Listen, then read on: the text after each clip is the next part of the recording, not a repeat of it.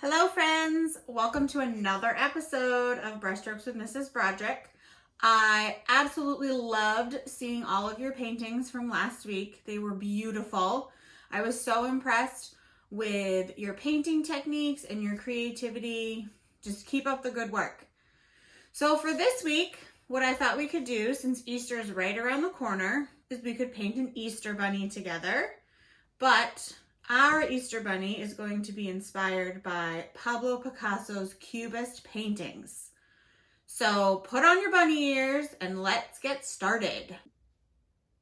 Okay, so for this project, you're going to need a black Sharpie or a black crayon, watercolors, water, paper, and some paintbrushes. Let's take a look at some of Pablo Picasso's crazy Cubist paintings. Okay, let's take a look in our big art book at one of his portraits that Pablo Picasso did. So you can see this is one of his portraits and it's called Weeping Woman. Now, if you take a look, it's very abstract, right? It's not like a photograph, but you can see all kinds of shapes and colors. And you can tell by her eyes that she's a little sad, right? It's very interesting. So many things to look at with his paintings. All right, let's take a look in this book. This is a book I got at the Chicago Art Institute. So, this painting right here is called The Old Guitarist. It was painted in 1903. This was done during Picasso's blue period. If you take a look, you can see that even his skin color has different shades of blue in it. Blue can sometimes give off a feeling of sadness, and you can certainly tell by the man's face that he's sad, right?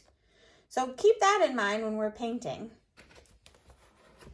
And then here is another one of his crazy Cubist paintings called Daniel Henry Conwayler, done in 1910. Now this is like super cubism. Look at all the different shapes that are in here. You've got triangles and squares and they're all over the place. If you look really closely, right in this area, you can start to make out a face.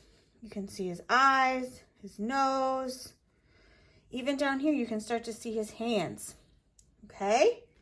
So keep these paintings in mind as we are working on our Cubist Easter bunny. Okie dokie, let's get started. So the first thing I'm going to start off by doing is creating a round shape with my Sharpie. That's going to be for the head. What I don't want to do is put it way up at the top of my page, because then you're going to have itty bitty tiny little ears. Then I'm going to draw my ears.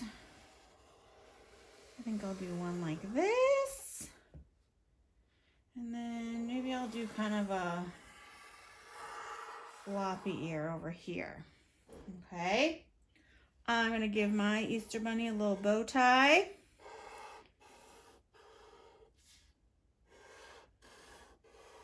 All right.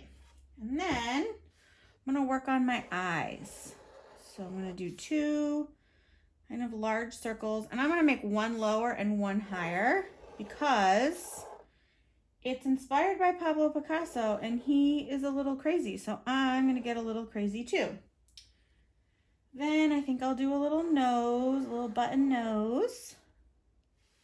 And I'm going to do a little smile, and then maybe my bunny's gonna have some teeth like this.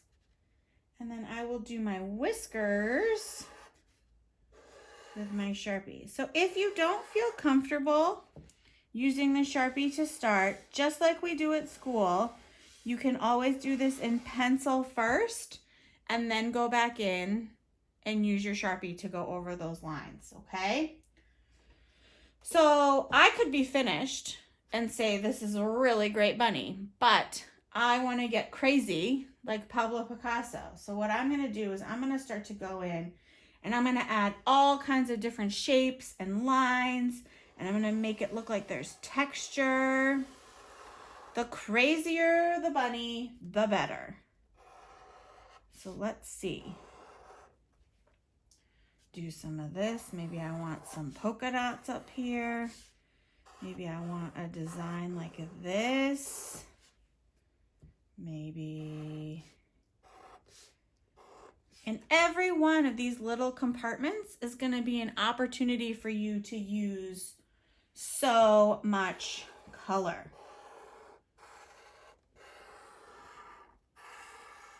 Okay, so I'm off to a good start here. Maybe I want to do even more inside of here. Pretty cool. I'm going to give this guy a little eyebrow. And then I'm going to start to make his face all different shapes.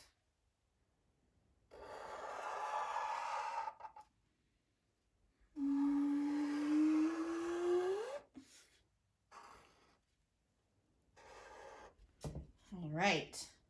And then I'm going to do a little bit in his tie here. Okay. This feels a little empty to me, so I'm going to go back. Maybe do a little bit more. Maybe I need another little eyebrow over here. All right, so you can see that my bunny has gotten a little bit kooky, but this is perfect. So once you have gotten to a point where you like all the shapes that you have, you're happy with the way it looks, we're gonna move on to watercolors. But before we do that, let's check in with Mimi and see how her Easter bunny is coming out. Looks like Mimi is using a little artistic freedom and she decided to do a self-portrait. Mimi, are you paying attention? Eye on me. All right, let's start painting. So if you remember that first painting we did with Pablo Picasso, or the first painting we looked at with Pablo Picasso, there were so many colors and so many shapes. I would love for you to start exploring with lots of colors in here. So I'm going to use one color and I'm going to go around and I'm going to start to just fill it in. Okay, if you don't have paints, remember that's okay. You should have all gotten a sketchbook with some colored pencils. You are more than welcome to use those. I just want you to start experimenting and exploring with lots of shapes and color and line. Okay. So we've been using a lot of watercolor. So I'm expecting your painting skills to be improving every week. Remember, more water makes the color lighter. Less water makes the color darker.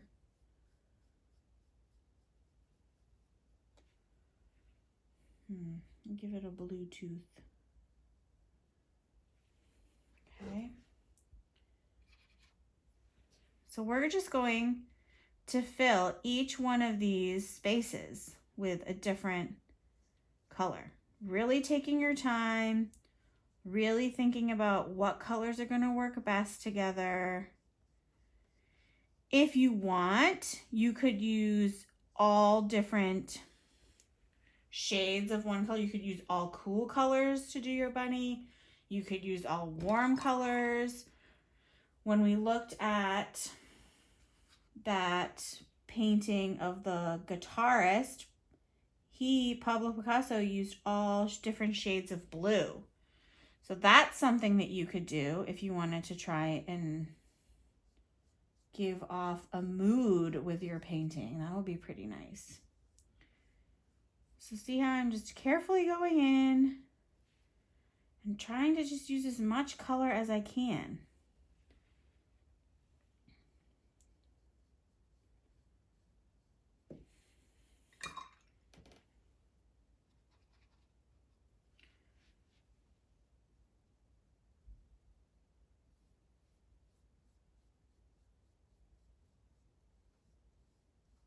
I'm gonna try and be really careful and not blend my colors together, but sometimes it happens.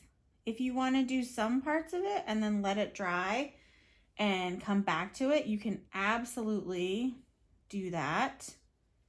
You guys have a full week to work on this project, so there is absolutely no rush to get it done. And like I said in the last video, if you don't like how it came out, just do another one and let's see what happens.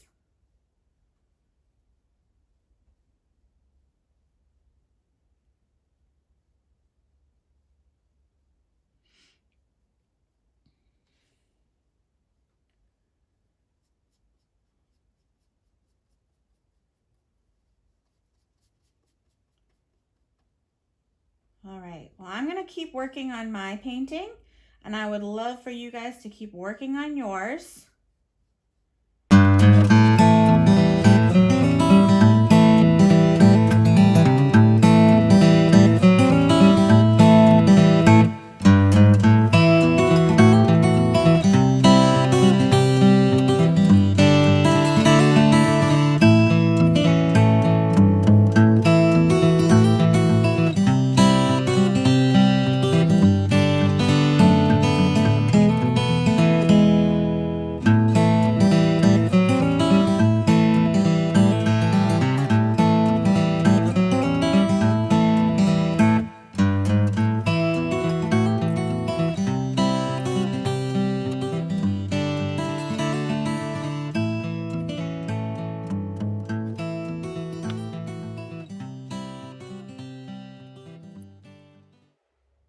All right, friends, my crazy Cubist bunny is finished.